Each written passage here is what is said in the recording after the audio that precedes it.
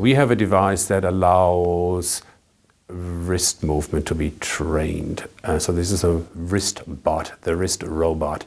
The WristBot is a robotic device that allows movement in 3 degrees of freedom. It's used to diagnose movement deficits. Potential patients engage in tailored, customized training activities to improve, in this case, their wrist function.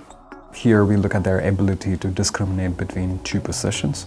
So the robot will slowly move the wrist to a position, and then it'll go back to the starting position, and then it'll go and give a completely different position, and then it goes back to the starting position.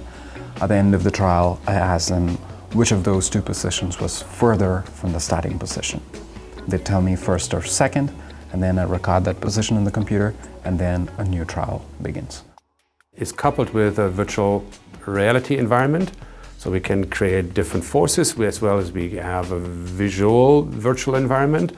We try to improve their sensory awareness with the notion that that improvement will transfer to the improvements in motor function. This virtual reality table responds to their wrist movements. So when they move their wrist to the right, the table tips to the right. When they move the wrist to the left, the table tips to the left. So as the table tips on either sides, the ball on top of the virtual table is going to slide either direction, depending upon which side the table is tipped. The goal for the participant is to move their wrist and balance the ball inside the blue circle, which is their target. As soon as they balance the ball inside that target for about 5 seconds, it completes the trial, and then the target moves to a different position. Now they have to balance the ball inside the new target. So the notion is that if you close your eyes, you feel your wrist moving. And you do this all the time for writing, for handling any kind of objects with your hand. You do this all the time. So it's something that you completely take for granted. But clearly there are several neurological diseases where this sense becomes impaired. And these people have severe or may have severe movement deficits associated with this. It was developed originally in Italy, perfected with colleagues in Singapore.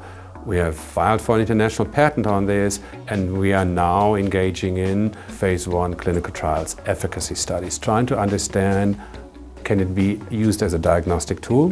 And so the things is what we'll do is we can assess movement deficits, but also then to get an understanding, when we train them properly, will they improve?